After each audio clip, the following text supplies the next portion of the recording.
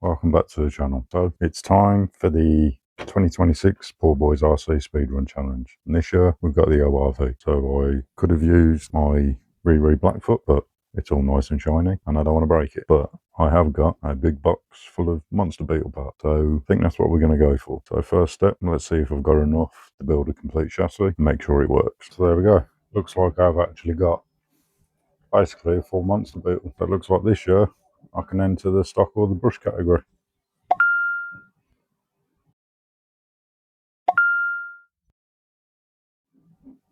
Oh, I better start again then.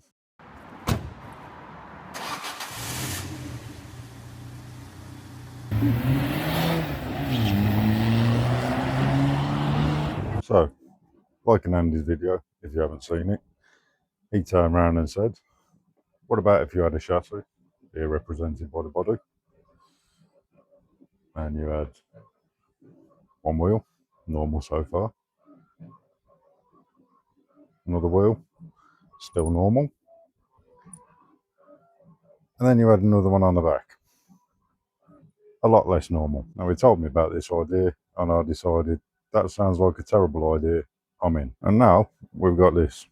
So let's take a quick look and see how we did it. So first step, we started off with the AM Pro dual arm conversion for the ORV, which we modified from the start.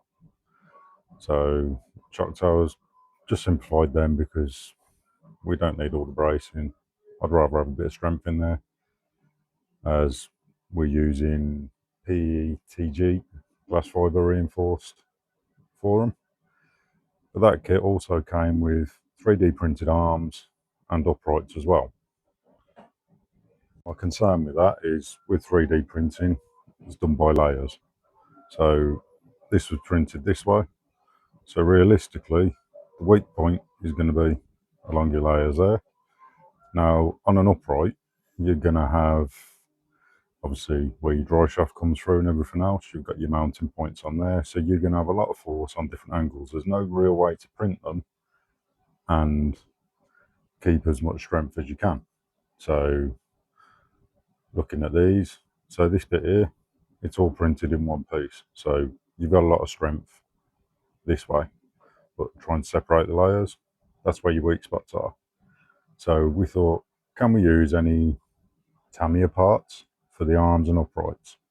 Which is where we did a bit of measuring, and I ended up stripping down one of my TLO ones. And we ended up with this. So we've got the TLO arms mounted on there. And the way these are printed, you should have decent strength this way.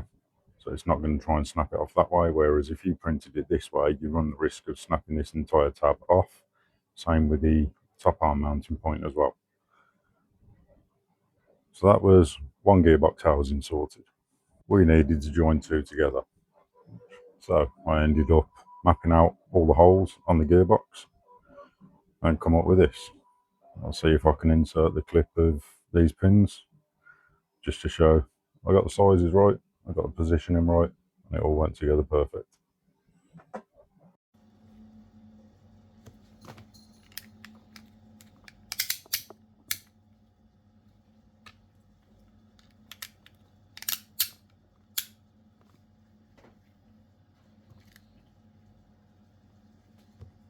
And this is near enough the final design. We might have to tidy a few things up, but we want to check that Andy can get his batteries in and everything else.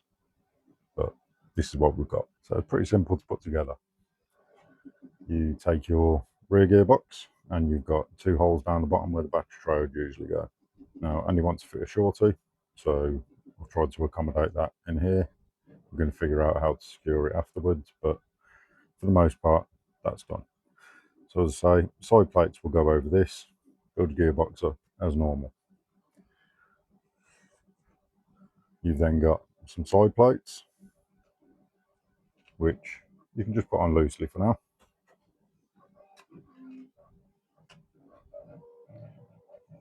Put the rear brace over the gearbox, slide it in place, and you'll have the two mounting points at the top of the gearbox and through there as well. So you've got basically 5 points of contact on that gearbox to secure that bracket to the rear gearbox housing. Then that gets slid under there, pushes down in place, and you've got 3 points of contact to hold the rear gearbox housing and the frame to the front gearbox.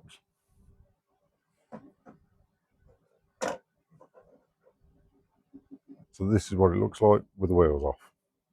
So you can put bolts through there, bigger washers on, just to help keep that together as well. Probably will do, just haven't done it yet. As I say, been taking it apart, test fitting it, trying to get everything okay. We've got front and rear gearbox housings. The front one is modified because we've got the pickup points for the top of the brace there. That goes through the normal gearbox fixing. This one goes through the normal gearbox fixing as well. So we tried to tie into as much as we can on the standard gearbox, try and get it as strong as we can. I'm still waiting on a few little bits and pieces for this. So there's some pins that we're missing out the front, which I'm waiting for them to turn up, and a dual motor speed controller as well. So I'll get that in, hopefully take it for a little bit of a test drive.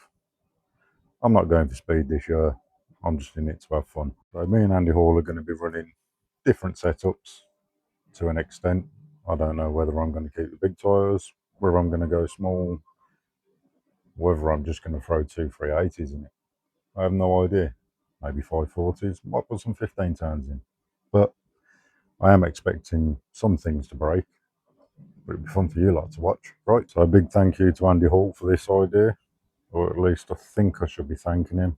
Not quite sure yet, but make sure you go over, check out his channel, check out his build as well, because as I say, they're going to be different. So there we go. That's a quick look at what I've got so far and the plans for my Poor Boys RC 2026 Speedrun Challenge car. And on that note, I'm going to leave it there. So don't forget to subscribe to see how much of this is actually left at the end of the Speedrun Challenge. And I'll see you in the next one.